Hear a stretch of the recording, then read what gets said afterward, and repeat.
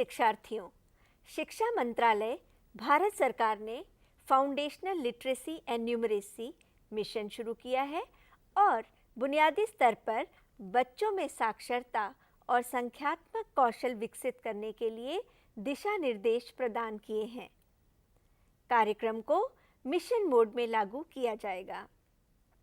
प्रशासकों और शिक्षकों के मन में FLN मिशन, इसके संचालन और इसमें विभिन्न हितधारकों की भूमिका आदि के बारे में अनेक प्रश्न हैं। मेरे साथ श्रीमती कविता बिष्ट हैं, जो केंद्रीय विद्यालय NMR NCERT की प्राथमिक शाखा में प्रधान अध्यापिका हैं। कविता जी कुछ प्रश्न पूछना चाहती हैं। स्वागत है कविता आपका। बताइए, आपके मन में क्या प्रश्न है? महोदया, मैं ये जानना चाहती हूँ कि FLN मिशन क्या है?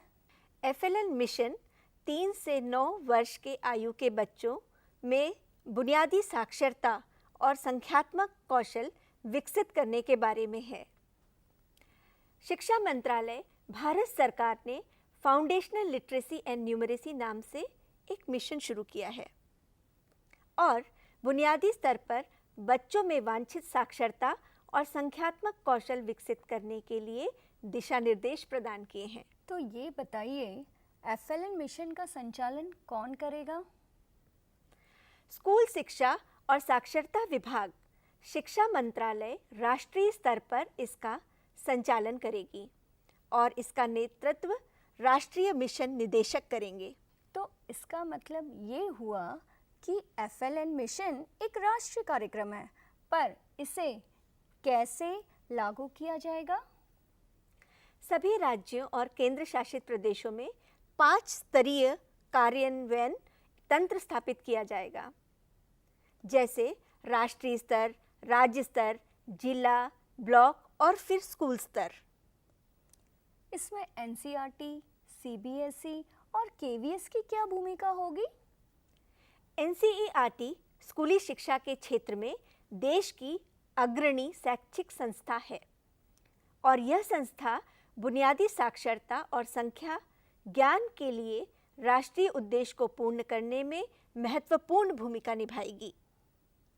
पहली प्राथमिकता होगी ECCE में निरंतरता बनाए रखते हुए ग्रेड 1 से 5 के लिए विविध विशेषज्ञों के सहयोग से बाल केंद्रित शिक्षा पद्धति तथा FLN पर फोकस करते हुए पाठ्यचर्या और शैक्षिक ढांचा तैयार करना।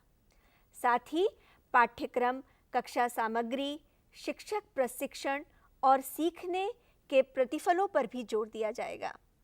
CBSE NCERT के साथ काम करेगा। CBSE से संबद्ध स्कूलों में योग्यता आधारित शिक्षा व्यवस्था लागू करेगा। CBSE बुनियादी और साक्षरता और संख्या ज्ञान योग्यता आधारित उद्देश्य की प्राप्ति के लिए प्राथमिक शिक्षकों की क्षमता निर्माण में महत्वपूर्ण भूमिका निभाएगा। इस उद्देश्य के लिए CBSE प्राथमिक स्तर पर उत्कृष्ट शिक्षकों की पहचान कर एक समूह बनाएगा, जो सरकारी प्राथमिक शिक्षकों का मार्गदर्शन करेगा और प्राथमिक स्तर पर शिक्षकों को गाइड करने के लिए सामग्री भी विकसित करेगा, जिसमें पाठ्य योजनाएं, नवीन शिक्षा पद्धतियों का उपयोग आदि शामिल होगा। केंद्रीय विद्यालय संगठन यह सुनिश्चित करने के लिए प्रयास करेगा कि 2025 तक सभी बच्चे बुनियादी साक्षरता एवं संख्या ज्ञान प्राप्त कर सकें। KVS प्रत्येक बच्चे की प्रगति को ट्रैक करेगा, मॉडल स्कूलों को विकसित करेगा, योग्यता आधारित शिक्षा पर बल देगा। KVS में सरकारी प्राथमिक विद्यालयों के लिए प्रदर्शन कक्षाएं होंगी और KVS के सभी प्राथमिक शिक्षकों को बुनियादी साक्षरता और संख्या ज्ञान और उससे जुड़ी विभिन्न शिक्षा पद्धतियों के बारे में प्रशिक्षित किया जाएगा। राज्यों और केंद्र शासित प्रदेशों की क्या भूमिका होगी? राज्यों और केंद्र शासित प्रदेशों को महत्वपूर्ण भूमिका निभानी है। इस दिशा में पहला कदम FLN लक्ष्यों को प्राप्त करने के लिए बहुवर्षीय कार्य योजना तैयार करना, शिक्षकों की पर्याप्त संख्या में उपलब्धता सुनिश्चित करना, बुनियादी कक्षाओं में नामांकित प्रत्येक बच्चे का डेटाबेस तैयार करना, आवश्यकताओं का मानचित्रण करना और प्राथमिक विद्यालयों में बुनियादी सुविधाएं सुनिश्चित करना जरूरी होगा।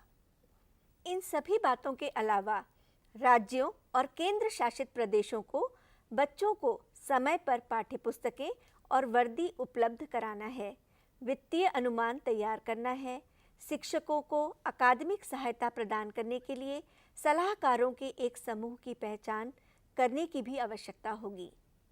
स्कूल व सार्वजनिक पुस्तकालयों को शिक्षण प्रक्रिया का एक अभिन्न अंग बनाया जाएगा, जिसे समाज और विशेष रूप से माता-पिता को उपलब्ध कराया जाएगा। स्कूल की सफलता की कहानियाँ शुरू की गई नई प्रथाएं, नई तकनीकों आदि का प्रलेखन एवं दस्तावेजीकरण किया जाएगा। प्रधान अध्यापिका के रूप में मेरी क्या भूमिका होगी? बहुत अच्छा प्रश्न है। प्रधान अध्यापिका के रूप में शिक्षकों का क्षमता निर्माण, शिक्षकों को निरंतर व्यावसायिक प्रशिक्षण प्रदान करना, माता पिता और समुदाय की भागीदारी बढ़ाना आपकी जिम्मेदारी होगी।